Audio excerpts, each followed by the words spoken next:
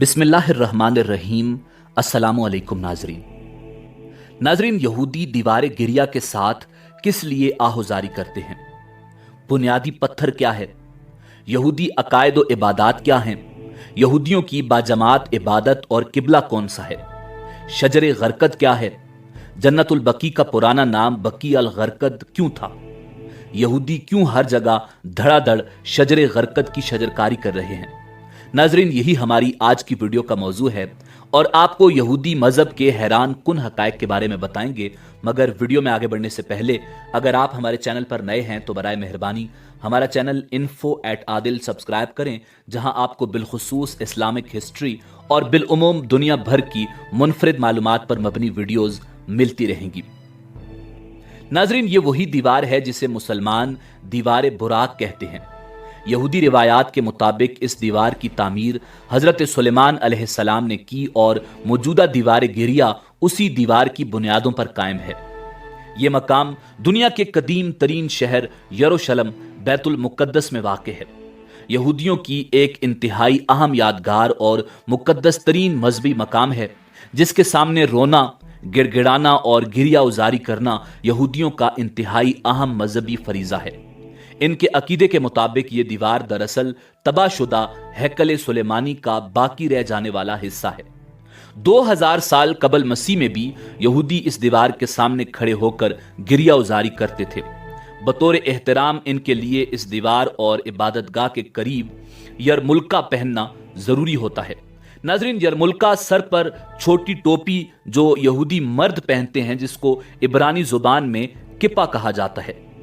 यहूदी इस दीवार के सामने गिरिया उजारी करके हैकल सुलेमानी की तबाही पर अपने दुख और पछतावे का इजहार करते हैं। ये दीवार 488 मीटर तवील और मुख्तलिफ मकामात पर इसकी कम अज कम बुलंदी 19 मीटर और ज्यादा से ज्यादा तकरीबन 40 मीटर है। इस दीवार के मगरिब की तरफ एक तंग गली नुमा रास्ता है, जिससे अल बुराक एली कहा जाता है। ये गली 36 मीटर तवील और सिर्फ 3.6 मीटर चौड़ी है। मुसलमानों के अकीदे के मुताबिक यही वो जगह है जहां बुराक की सवारी उतरी थी। दीवार गिरिया पत्थरों की कुल 45 तहों पर मुश्तमिल है, जिनमें से 28 तहें जमीन के ऊपर जबकि 17 तहें जमीन के नीचे हैं। इस दीवार में 4 कदीम गेट और कुछ नए गेट भी मौजूद हैं। नाजरीन, पूरी दुनिया से यहूदी इस दीवार के सामने गिरिया करने आते हैं और इनके लिए ये दीवार मुसलमानों के नजदीक खाना काबा जितनी अहमियत और अजमत रखती है। जो यहूदी किसी वजह से दीवार गिरिया तक रसाई नहीं रखते, उनके लिए इसराइली हुकूमत की तरफ से एक वेबसाइट पर 24 घंटे दीवार गिरिया के मनाजिर लाइव नशर किए जाते हैं, जिस पर यहूदी दुनिया के किसी भी मुल्क से गिरिया और दुआ कर सकते हैं। नाजरीन, मुसलमान इस दीवार को दीवार बुराक कहते हैं। 2 वजूहात की बिना पर मुसलमान इस दीवार को मुकद्दस कहते हैं। पहली तो ये कि इस दीवार को मेराज मुस्तफ़ा सल्लल्लाहु अलैहि वसल्लम से निस्बत है। शब मेराज आका इनामदार फ़ख्र मौजूदात इमामुल अंबिया जनाब मुहम्मदुर रसूलुल्लाह सल्लल्लाहु अलैहि वसल्लम की सवारी बुराक यहीं आकर रुकी थी। नाजरीन, अब बात करते हैं बुनियादी पत्थर की। ये पत्थर यहूदियों की मुकद्दस तरीन इबादतगाह या कदीम तरीन इस दीवार के ऐन पीछे वाक़ है, जिसे बुनियादी पत्थर या मुकद्दस पत्थर भी कहा जाता है। नाजरीन, ज्यादातर यहूदी रब्बियों के मुताबिक इस मुकद्दस पत्थर के ऊपर कोई यहूदी पैर नहीं रख सकता और जो ऐसा करता है अजाब में मुब्तला हो जाता है।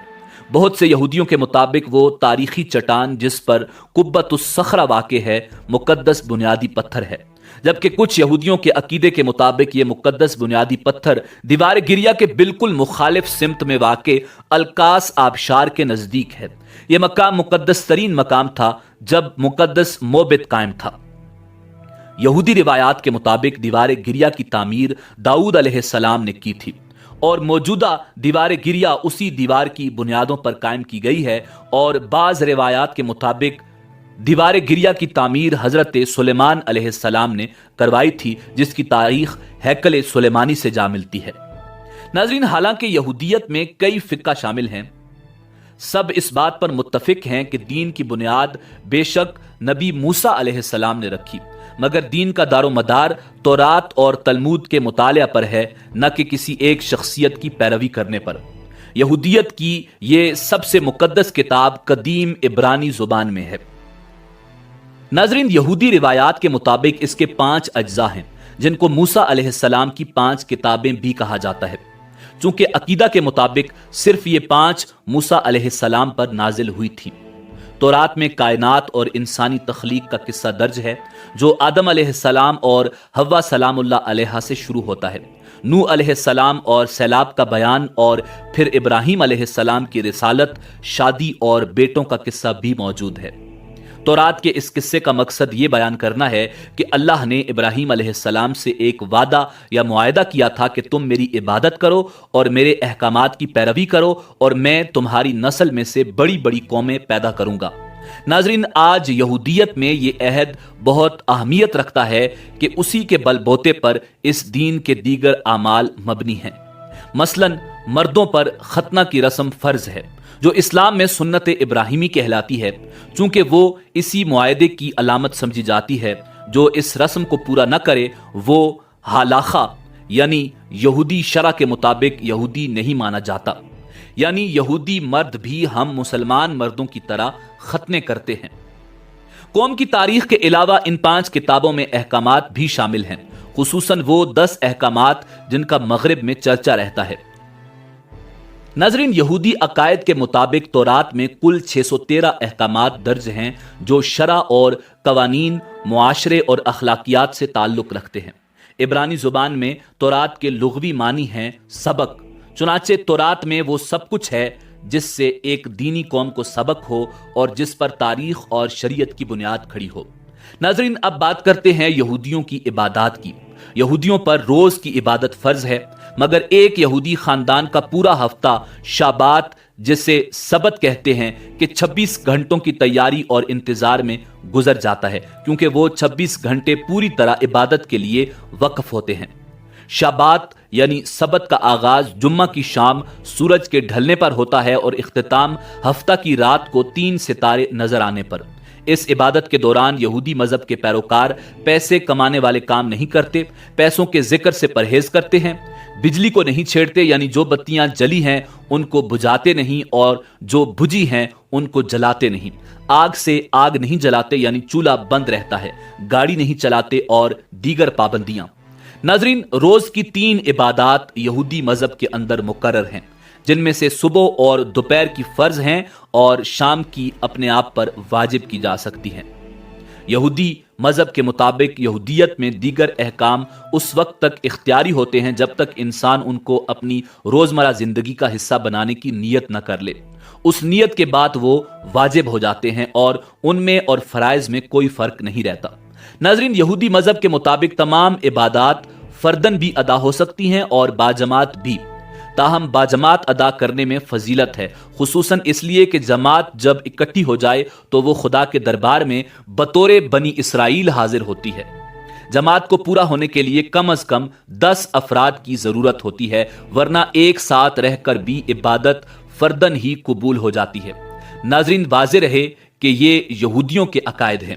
یہودیت کے کئی مذاہب میں 10 مردوں کو جماعت مانا جاتا ہے اور کئی میں 10 افراد کو، خواہ وہ مرد ہوں یا عورتیں۔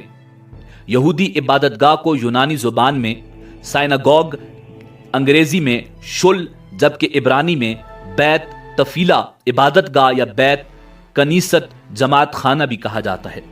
عموماً ہر شل میں ایک بڑا سا کمرہ ہوتا ہے جس میں جماعت اکٹھی ہوتی ہے، 2-3 چھوٹے کمرے ہوتے ہیں اور کئی میں درس تورات کے لیے ایک الگ کمرہ ہوتا ہے جس کو بیت مدراش کہتے ہیں۔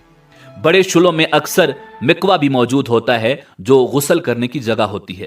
شل کی جو دیوار یروشلم کی طرف ہوتی ہے اس کے ساتھ ایک الماری لگی ہوتی ہے جس کو ارون قدیش کہا جاتا ہے۔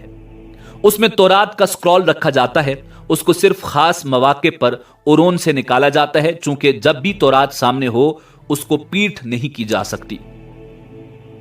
ناظرین، یہودیوں کی جماعت تورات اور یروشلم کی طرف رخ کر کے عبادت کرتی ہے، جس طرح ہم مسلمان کعبہ کی طرف رخ کر کے نماز ادا کرتے ہیں۔ مرد اور عورتیں الگ بیٹھتے ہیں، کئی میں مردوں اور عورتوں کی جماعتیں ساتھ ساتھ بیٹھتی ہیں مگر ان کے درمیان پردہ ہوتا ہے۔ कई शुलों में औरतों की जमात मर्दों के पीछे होती है। तकलीद पसंद शुलों में औरतों की जमात मर्दों के पीछे एक बालकोनी में बैठती है। हाल के बीच में एक मिंबर सा होता है जिस पर से त्योहारों पर तौरात से खजान तिलावत करता है और खाखाम दर्स देता है। नाजरीन, यहूदियों की फजर की इबादत सबसे लंबी और दिन की सबसे अहम इबादत होती है। इसके 6 हिस्से हैं। पहले हिस्से में उलमा की तफसीरें पढ़ी जाती हैं, दूसरे में तौरात और जबूर के अज्जा पढ़े जाते हैं, तीसरे में शमा पढ़ी जाती है, जो इस इबादत का सबसे आम हिस्सा है क्योंकि इसमें पूरी कौम बनी इसराइल को पुकारा जाता है कि वो तौहीद की शहादत दे। उसके बाद आमेदा पढ़ी जाती है और फिर मसीहा की आमद की दुआ की जाती है जो जबूर में से पढ़ी जाती है। आखिर में बनी इसराइल के फराइज को दोहराया जाता है और तौहीद की शहादत भी दोहराई जाती है। यहूदी अकायद के मुताबिक दोपहर की इबादत में आमेदा पढ़ी जाती है और त्योहारों पर तौरात का जुज भी पढ़ा जाता है। मगरिब की इबादत में शमा और आमेदा पढ़ी जाती हैं। नाजरीन, अब बात करते हैं शजरे गरकद की। शजरे गरकद इस दरख्त के कई नाम हैं जिनमें शजरे यहूद, गोंगा दरख्त या यहूद का पासबान दरख्त आम है। गरकद एक जंगली दरख्त का नाम है जो खारदार झाड़ी की सूरत में होता है। मदीना का कब्रिस्तान जन्नत अल बकी का असल नाम बकी अल गरकद इसीलिए है कि जिस जगह ये कब्रिस्तान है पहले वो गरकद की झाड़ियों का खित्ता था जो मदीना के अतराफ सहराओं में पाया जाता था। नबी करीम रऊफुर रहीम इमामुल अंबिया जनाब मुहम्मदुर रसूलुल्लाह सल्लल्लाहु अलैहि वसल्लम ने उस मैदान को गरकद से पाक करवा दिया था। नाजरीन, हजरत अबू हुरैरा रजी अल्लाह ताला अन्हु से रिवायत है कि रसूल कायनात सल्लल्लाहु अलैहि वसल्लम ने इरशाद फरमाया, कयामत न होगी यहां तक कि मुसलमान यहूदियों से जंग करें और मुसलमान उन्हें कत्ल कर दें। यहां तक कि यहूदी पत्थर या दरख्त के पीछे छुपेंगे तो पत्थर या दरख्त कहेगा, ए मुसलमान, ए अब्दुल्ला, ये यहूदी मेरे पीछे है, आओ और इसे कत्ल कर दो, सिवाय दरख्त गरकद के क्योंकि वो यहूद के दरख्तों में से है। यहूदी नबी करीम रऊफुर रहीम सल्लल्लाहु अलैहि वसल्लम की इस हदीस पर मिन्नो अन यकीन रखते हैं, जिसका सबूत यह है कि यहूदी दुनिया में हर जगह गरकद की शजरकारी को प्रमोट कर रहे हैं। इसके लिए बाकायदा फंड्स कायम किए जाते हैं और गरकद के दरख्त की तस्वीर पर मबनी टी शर्ट्स, मग, झंडे और तस्वीर तकसीम की जाती हैं। एक रिपोर्ट में इंकिशाफ किया गया था कि यहूदियों ने गोलान की पहाड़ियों को फतह करने के बाद वहां गरकद की काश्तकारी कर दी है, जबकि अफगानिस्तान में भी अपने कदम जमाने के बाद वहां खामोशी से गरकद की काश्तकारी की जा रही थी। इसराइल ने भारत को भी अपने मुल्क की तमाम बंजर अराजी पर गरकद की काश्तकारी करने के लिए कसीर रकूम दी है। इसराइली हुकूमत पिछले 40 सालों से गरकद की शजरकारी में मसरूफ है और एक अंदाजे के मुताबिक इसराइल में 2010 तक 24 करोड़ गरकद के दरख्त लगाए जा चुके थे। नाजरीन, इसी उम्मीद के साथ इजाजत दीजिए कि आपको हमारी वीडियो पसंद आई होगी। मिलते हैं बहुत जल्द एक नई तारीखी और मालूमाती वीडियो के साथ। देखते रहिए info@adil। अल्लाह रब्बुल इज्जत आपका हामी और नासिर हो।